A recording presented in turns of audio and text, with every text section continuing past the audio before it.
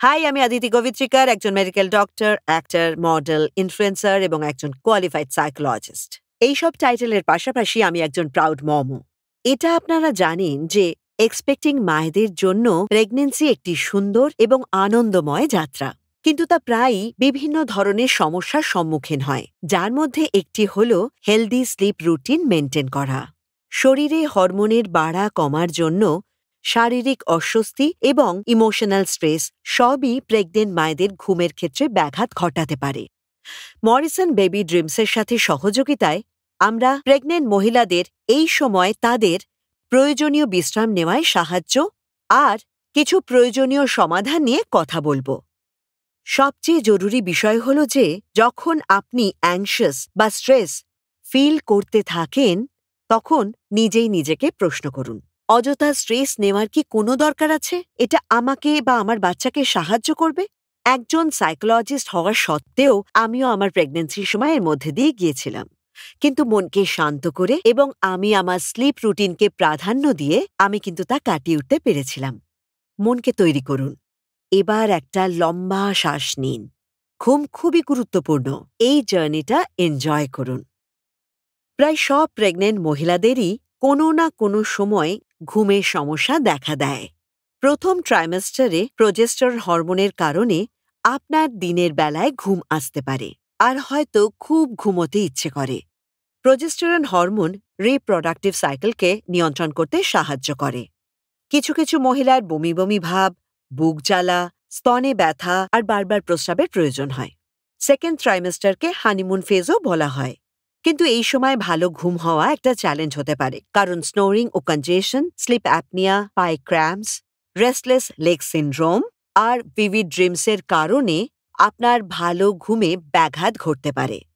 প্রেগন্যান্সির third ট্রাইমেস্টারে ঘুম সম্পর্কিত বেশ কিছু পরিবর্তন ঘটতে পারে। ক্রমবর্ধমান ফিটাসের কারণে ওয়েট বাড়তে থাকে আর এর চাপের ফলে মাসলস, জয়েন্টস আর ব্লাড ফ্লো, পিঠে ব্যথা আর অন্যান্য আনকমফোর্টেবল সিমটমস ক্লান্তির কারণ হয়ে ওঠে। ইনসমনিয়া, যাকে আমরা অনিদ্রা বলে জানি, এটা প্রায় 2/3 মহিলাদের মধ্যেও প্রায়শই দেখা যায়, যা অ্যাংজাইটি, ডিপ্রেশন, ডিস্টার্ব ড্রিমস, রাতে জেগে থাকা, ফেটাল কিকিং ও মুভমেন্ট এবং শারীরিক অস্বস্তির কারণেও হতে পারে। বারবার বাথরুম যাওয়া, ওভার অ্যাক্টিভ কিডনি এবং ইউট্রাসের ওজনের জন্য অনেক সময় ঘুমের ব্যাঘাত ঘটাতে পারে। নাক ডাকা আর স্লিপ অ্যাপনিয়া তৈরি হতে পারে। এটি হাই বিপি আর জেস্টেশনাল ডায়াবেটিসের মতো আরও গুরুতর অবস্থার সতর্কতা সংকেত হতে পারে। কিছু প্রেগনেন্ট মহিলার রেস্টলেস লেগ সিনড্রোম দেখা যায় থার্ড ট্রাইমেস্টারে। এতে নিজের পা নাড়ানোর একটা ইচ্ছে তৈরি হয়। রেস্টলেস লেগ সিনড্রোম তখনই বেশি দেখা দেয় যখন শরীর বিশ্রাম নেয়, আর এর ফলে ঘুম আসা সত্যি খুব মুশকিল হয়ে যায়। প্রেগন্যান্সির সময় কেন ঘুম এত গুরুত্বপূর্ণ হয়? কম ঘুমের সাথে হাই বিপি ও প্রিটার্ম বার্থ জড়িত, এবং জেস্টেশনাল এজ অনুযায়ী খুব বড় বা খুব ছোট একটি শিশুর জন্ম হতে পারে।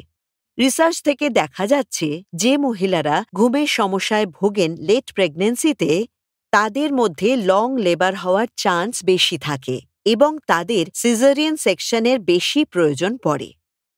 পুয়ার স্লিপকে যুক্ত বলে মনে করা হয় হাই রিস্ক অফ জেস্টেশনাল ডায়াবেটিসের সঙ্গে। এটা এমন একটা অবস্থা যা ফিটাস আর প্রেগনেন্ট ওম্যান উভয়ের জন্যই হেলথ রিলেটেড প্রবলেমকে বাড়িয়ে তুলতে পারে।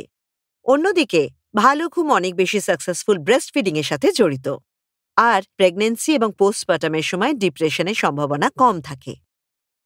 Mental health tips. একটি সমীক্ষায় দেখা গেছে যেসব মহিলারা তাদের থার্ড ট্রাইমেস্টারে ঘুমের ব্যাপারে অতিরিক্ত চিন্তিত থাকেন, তাদের পোস্টপার্টাম ডিপ্রেশনের সম্ভাবনা থাকে।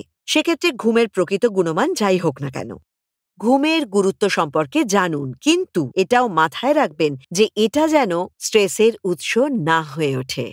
ঠিক এভাবেই যদি আপনার মনে হয় যে আপনি থার্ড ট্রাইমেস্টারের সময় অনেক বেশি ঘুমোচ্ছেন, তবে সেটা নিয়ে চিন্তা করবেন না। এটি ফিটাসের জন্য প্রয়োজনীয় এক্সট্রা এনার্জির ফলাফল।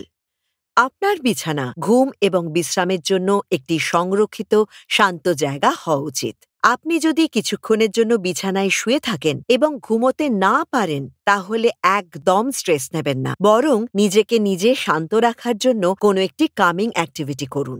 যেমন ধরুন বই পড়া, গরম জলে স্নান বা রিল্যাক্সেশন টেকনিক্স প্র্যাকটিস করা, যেমন ডিপ ব্রিদিং বা প্রিন্যাটাল যোগা।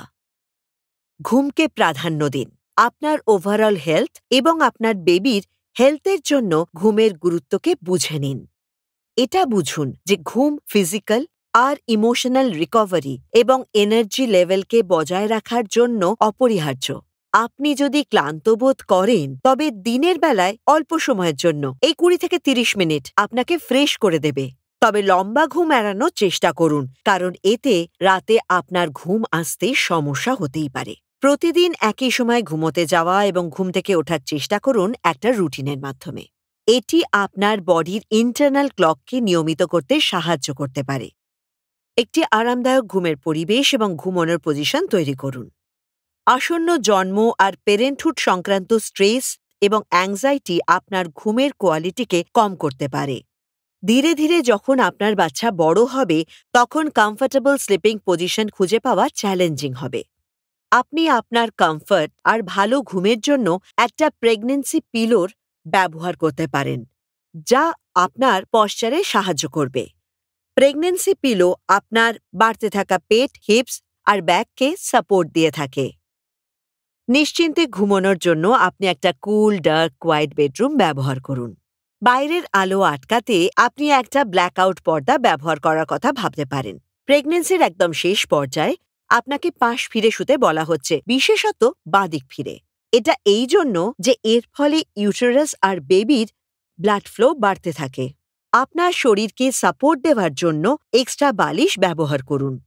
প্রেশার পয়েন্টসগুলো থেকে আরাম পাওয়ার জন্য আপনার পিঠ, পেট এবং দুটো হাঁটুর মধ্যে বালিশটিকে সঠিকভাবে অ্যাডজাস্ট করুন।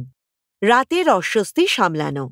আপনি সারাদিন হাইড্রেটেড থাকুন, কিন্তু সন্ধ্যার সময় ফ্লুইড একটু কম খান, যাতে আপনাকে রাতে বারবার বাথরুমে যেতে না হয়। পা উঁচু করে রাখুন বা একটি কুশন ব্যবহার করে শরীরের নিচের অংশের ফোলাভাব বা অস্বস্তি দূর করুন। ঢিলেঢালা এবং আরামদায়ক পোশাক পরুন। Diet and hydration. শোবার আগে লার্জ মিল এড়িয়ে চলুন, কারণ বদহজম ঘুমের ব্যাঘাত ঘটাতে পারে।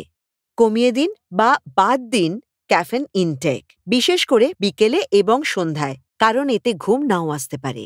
যদি আপনার বুক জ্বালা করতে থাকে তাহলে শোবার আগে স্পাইসি ফুড খাবেন না এবং শরীরের উপরের অংশটি একটু উঁচু করে ঘুমন। এক্সারসাইজ। প্রেগন্যান্সির সময় নিয়মিত এক্সারসাইজ ঘুমের কোয়ালিটিকে ইমপ্রুভ করতে সাহায্য করতে পারে, তাই শোবার আগে হেভি এক্সারসাইজ একদম করবেন না। মানসিক চাপ এবং উদ্বেগ সামলানো। সব সময় প্রেগন্যান্সি স্ট্রেস আর অ্যাংজাইটিকে সঙ্গে নিয়ে আসে। প্র্যাকটিস করুন স্ট্রেস রিডাকশন টেকনিক্স, যেমন মেডিটেশন, মাইন্ডফুলনেস বা প্রিন্যাটাল যোগা। ঘুমানোর আগে যা আপনার মনকে শান্ত করবে। স্ক্রিন টাইম কম করুন। ঘুমানোর 1 ঘন্টা আগে স্ক্রিন অর্থাৎ ফোন, টিভি ইত্যাদি অ্যাভয়েড করুন, কারণ স্ক্রিন থেকে বেরিয়ে আসা ব্লু লাইট ঘুমের ব্যাঘাত ঘটাতে পারে। আপনার শরীরের কথা শুনুন, আপনার বডি সিগন্যালের দিকে মন দিন। আপনি যদি খুব বেশি পরিমাণে ক্লান্ত বোধ করেন, সম্ভব হলে সারাদিন ধরে যতখানি সম্ভব নিজের শরীরকে বিশ্রাম দিন। ধৈর্য ধরুন। বোঝার চেষ্টা করুন যে প্রেগন্যান্সি রিলেটেড স্লিপ ডিস্টারবেন্স খুব নর্মাল। আপনার যদি রাতে মাঝে মাঝে ঘুম না আসে তাহলে খুব বেশি চিন্তা করবেন না। মনে রাখবেন যে প্রতিটা প্রেগন্যান্সি ইউনিক, তাই একজনের জন্য যেটা কাজ করবে অন্যজনের জন্য সেটা নাও করতে পারে। তাই একটা উপযুক্ত স্লিপ রুটিন খুঁজে বের করা জরুরি, যেটা আপনার প্রয়োজনকে পূরণ করবে। আর আপনার ডাক্তারের থেকে অ্যাডভাইস আর গাইডেন্স নিয়ে নিন। আপনাকে এটা মনে রাখতে হবে যে প্রেগন্যান্সি একটি সুন্দর কিন্তু চ্যালেঞ্জিং এক্সপিরিয়েন্স, আর ডিস্টার্বড স্লিপ এই প্রসেসের একটা খুব নর্মাল ব্যাপার। ঘুমকে প্রাধান্য দেওয়া আপনার স্বাস্থ্যের আর আপনার আসন্ন শিশুর স্বাস্থ্যের ক্ষেত্রে একটা অবদান রাখে। জীবনের এই বিশেষ সময়টিকে আপনি আপনার জীবনে গ্রহণ করুন আর একটা হেলদি স্লিপ রুটিনের সাহায্যে আসন্ন মাতৃত্বের উত্তেজনাপূর্ণ যাত্রাকে আরো সুন্দর করে তুলুন।